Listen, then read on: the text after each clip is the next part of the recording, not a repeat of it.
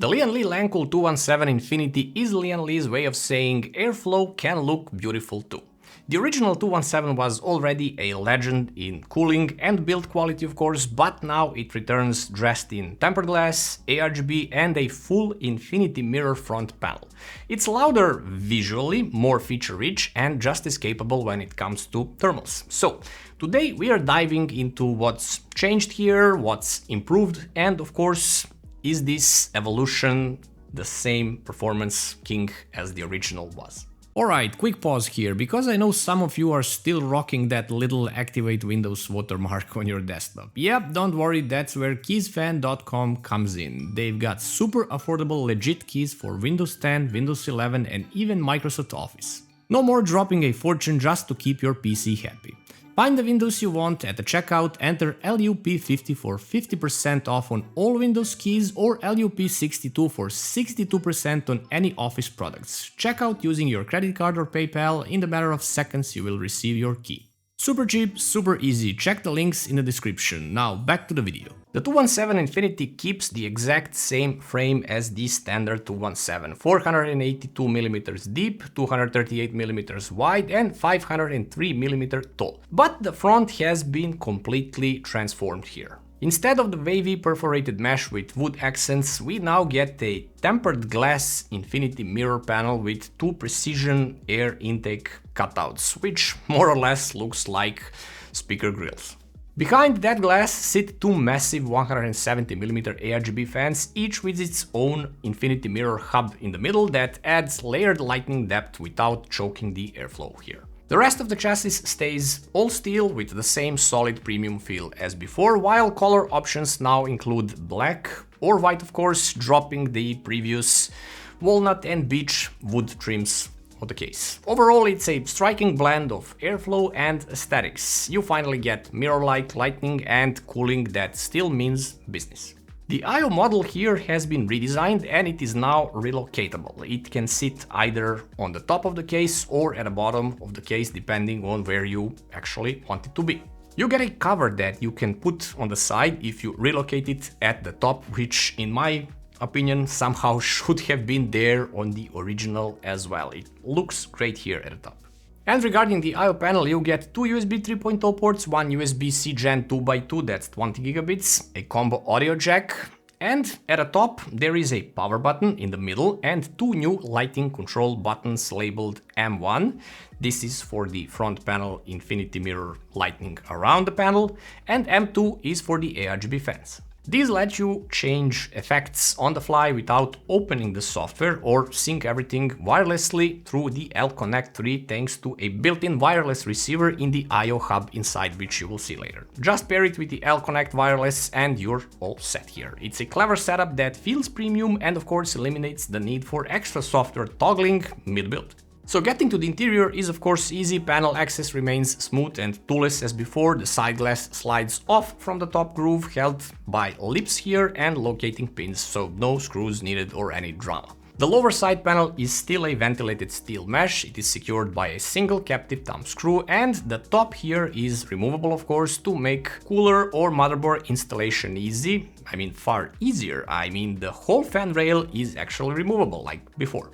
The front panel, even though it's glass now, comes off easily by pulling it from the bottom edge. Behind it you'll find dust-protected steel mesh covers over the 170mm fans, removable for cleaning of course. Just twist them to the left and they can be removed. Cooling is still the star of the show here. The 217 Infiniti ships with two 170 by 30mm ARGB front fans, each spinning up to 1500 RPM, pushing 142.56 CFM of airflow, 3.34mm H2O static pressure at around just 34 decibels. The same excellent numbers as before, but now with ARGB and Infiniti mirror hubs. A third fan here is also present. It is a 140 by 30mm. It sits at the rear of the case. It is rated up to 1900 RPM, 81.3 CFM airflow, 2.4mm H2O pressure, and exactly 34.2 decibel noise. And these fans are the only option here at the front now. You can't install any other fan size due to the design of the front panel, nor you can move these up or down like you could on the previous model.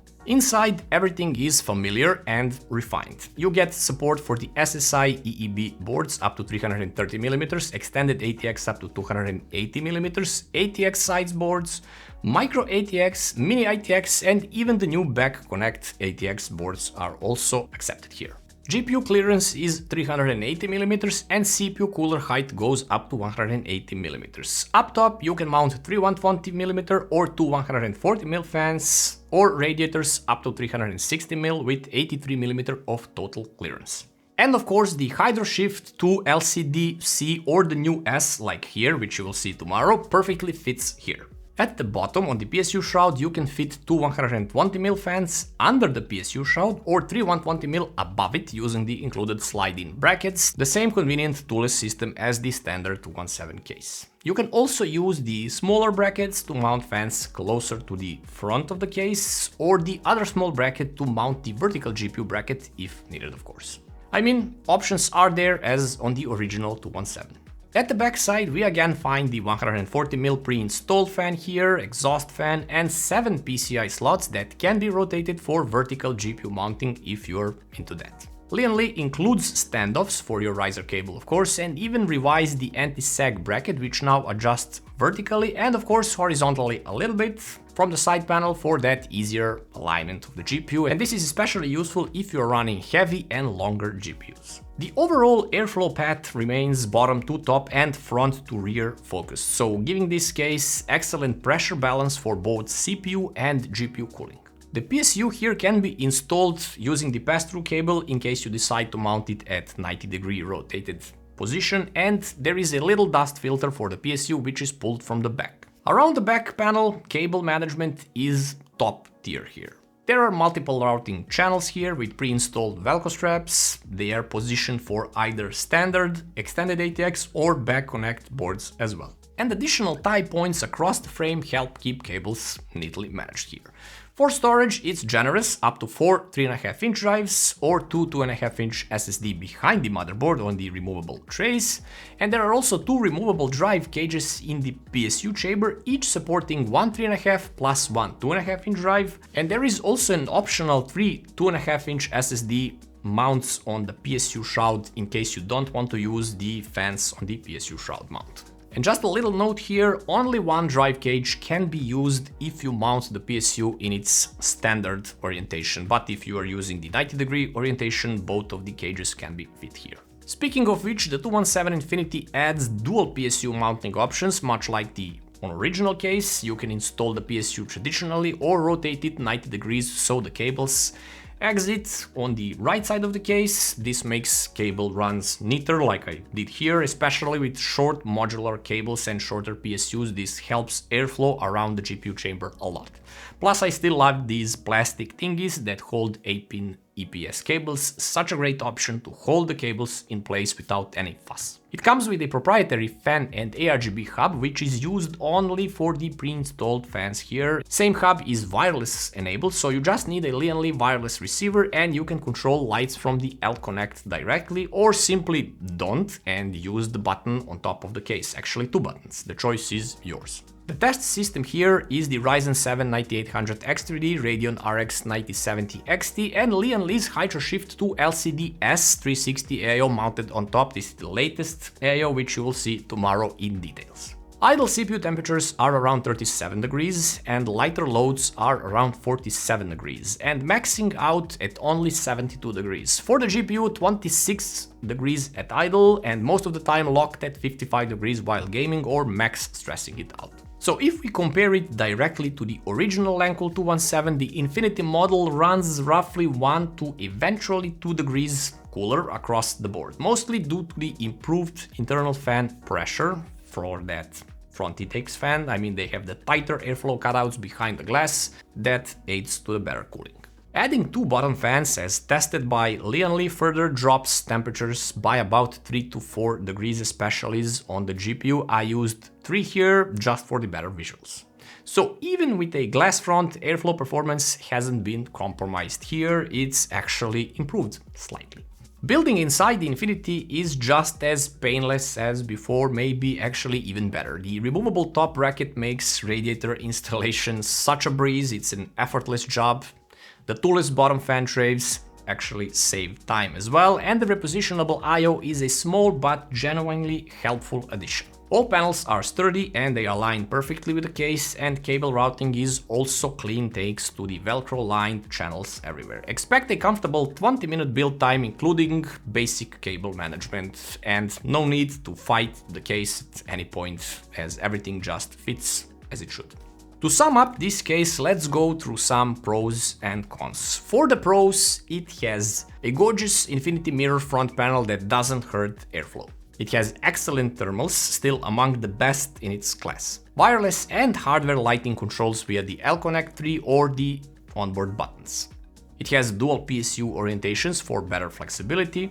It supports back-connect motherboards. It has toolless fan and drive mounting throughout the case. It has outstanding cable management options as well. And it still has that great price to performance value for a feature-rich premium mid-tower case. And finally, it comes with a relocatable I/O panel. Thank you, Lian Li. And there are some cons, of course. Front glass can show fingerprints easily. It actually is a magnet for fingerprints. And that Infiniti mirror looks stunning, but slightly reduces acoustic transparency of the case. And no front radiator support here, same limitation as before. The included fan hub is proprietary only and for the included fans only, so you can't add other fans in the mix here on the hub. The Lian Li Lancool 217 Infiniti takes everything the original 217 did right: brilliant cooling, clever design, ease of building of course, and layers on that premium aesthetics and smarter control. So you're getting nearly identical thermals, actually better slightly. You get better lighting integration for sure, wirelessly controlled as well, and a case that looks far more high-end than its price suggests. At $124.99 for black and $129.99 for white model, it's not just an airflow beast anymore, it's a showpiece that finally gives equal weight to looks and performance with a nice price as well. So if you love the original case but wanted something more visually striking, of course, this is the upgrade that makes sense.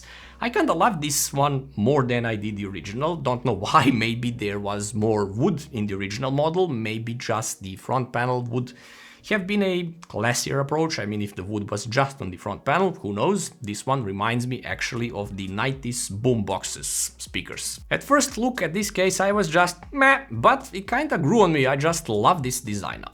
So that's it for the Lancool 217 Infiniti, a case that proves you can have airflow and aesthetics in one clean package. If you enjoyed the video guys, don't forget to hit that like button, subscribe to the channel for more deep dives in cases and everything like this, and share it of course. I'll catch you in the next one. Oh, just stay tuned to see the RGB modes that this case can achieve using the buttons on top. See you in another one.